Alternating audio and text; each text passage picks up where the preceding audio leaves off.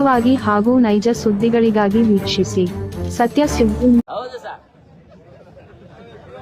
ಫಿರೋನ್ ಮತ್ತು ನಮ್ರೂದ್ನನ್ನೇ ಮುಗಿಸಿ ಬಂದಂತಹ ಸಂತತಿ ಇದು. ಅರೆ ಇಸ್ರೇಲ್ ಯುಎಸ್ ನಿನ್ನನ್ನೇ ಬಗ್ಗು ಬಡಿಯುತ್ತಿರುವ ಇರಾನಿನಲ್ಲಿ ಹರಿಯುತ್ತಿರುವ ರಕ್ತ ಕೂಡ ಇದೆ ಸಂತತಿದು. ಕಟ್ಟ ಕಡೆಯ ಉಸಿರು ಇರುವವರೆಗೂ ಹೋರಾಟ ಮಾಡುವ ಈ ಸಂತತಿಯನ್ನ ದಾವಣಗೆರೆಯಿಂದ ಚಿತ್ರದುರ್ಗಕ್ಕೂ ಕಳ್ಸಕ್ ಆಗಲ್ಲ ಕಣೆ. ಅವ್ರಿಗೆ ಒಪ್ಪಿಗೆ ಇಲ್ಲ ಅಂದ್ರೆ, ನಿಮ್ಮ ಪರ್ಮಿಷನ್ ಇಲ್ಲ ಅಂದ್ರೆ ನಿಮ್ಮ ದಾವಣಗೆರೆ ಚಿತ್ರದುರ್ಗಕ್ಕೆ ಕಳ್ಸಕ್ ಆಗಲ್ಲ. ಅವ್ನು ಬಿಜೆಪಿ ಅವನಾಗ್ಲಿ ಕಾಂಗ್ರೆಸ್ ಅವನಾಗ್ಲಿ ಯಾವನೇ ಆಗ್ಲಿ. ಹೌದಾ? ಆಗ್ತದ? ಈ ದೇಶದ ಕಾನೂನಿನ ಪ್ರಕಾರವಾಗಿ ನಾವು ಬದುಕುತ್ತಿದ್ರೆ ನಮ್ಮನ್ನ ಇಲ್ಲಿಂದ ಎಲ್ಲಕ್ಕಾದ್ರೂ ಕಳ್ಸಕ್ ಸಾಧ್ಯನಾ? ಇದೇ ಕೋಗಿಲು ತಣಿಸಂದ್ರದಲ್ಲಿ ಆ ಮ್ಯಾಟರ್ ಹೇಳ್ತೀನಿ ನಾನು ಪದೇ ಪದೇ. ನಿಮ್ಮ ಆತ್ಮಕ್ಕೆ ಬಡಿಬೇಕದು. ಒಬ್ರು ನಮ್ಮ ಮನೆ ಹಾಳು ಮಾಡಕ್ ಬಂದಿದ್ದಾರೆ ಬಿಜೆಪಿ ಅವರು, ಇನ್ನೊಬ್ರು ನಮ್ಮ ಮನೆ ಕೆಡವುತ್ತಾ ಇದ್ದಾರೆ ಕಾಂಗ್ರೆಸ್ನವರು.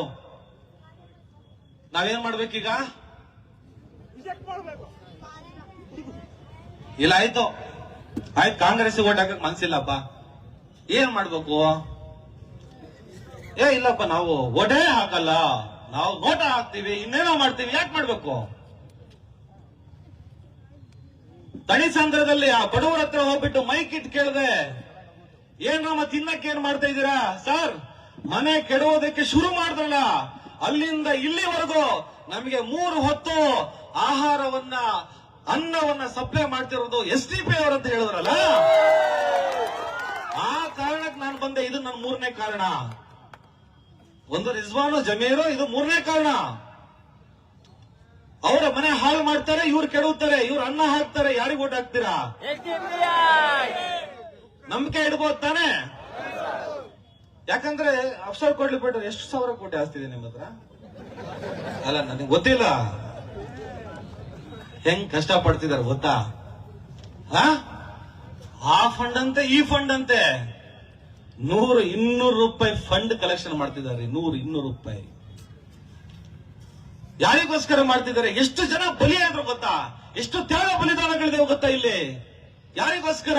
ಈ ಸಮುದಾಯಕ್ಕೋಸ್ಕರ, ಈ ಅಹಿಂದ ಸಮುದಾಯಕ್ಕೋಸ್ಕರ ಅವರು ತಮ್ಮ ಬದುಕನ್ನ ಬಲಿದಾನ ಕೊಟ್ಟಿದ್ದಾರೆ. ಪಾಪದವರೆಲ್ಲ ಬಲಿ ಹಾಕಿದ್ದಾರೆ. ಓದಕ್ ಹೋಗ್ತೀನಿ ಅಂತ ಹೇಳ್ಬಿಟ್ಟು ಹೋದಂತ ಹೆಣ್ಣು ಮಕ್ಕಳನ್ನ ಹಿಜಾಬ್ ತೋರಿಸಿ ಕಾಲೇಜಿನ ಹೊರಗಿಟ್ರು. ಯಾರು? ಕೋಮುವಾದಿಗಳು, ಅಸಲಿ ಕೋಮುವಾದಿಗಳು. ರಿಜ್ವಾನ್ ಅರ್ಷಾದ್ ನಿಮ್ಮ ಅಡ್ಜಸ್ಟ್ಮೆಂಟ್ ಗಿರಾಕಿಗಳ ತರ ಮಾತಾಡಬೇಡಿ ಇಲ್ಲಿ. ನಾವು ಬಂದ್ರೆ ಎಲ್ಲರೂ ಸರಿ ಮಾಡ್ತೀವಿ. ಏನ್ ಮಾಡಿದ್ರಿ? ಕೈಯಲ್ಲಿ ಯಾವ ತರ ಕಟ್ಕೊಂಡ್ ಬರ್ತೀರಂತ ಲೆಕ್ಕ ಹಾಕೋ ಕೂರೋ ನಿಮಗೆ ಅದು ಕೆಲವು ಕೋಡ್ ವರ್ಡ್ ಮಜಿ ಸರಿ ಮಾತಾಡ್ತಾ ಇರ್ತದೆ. ಕೆಲವು ಕಷ್ಟ. 4ನೇ ಕಾರಣ, ನಾನು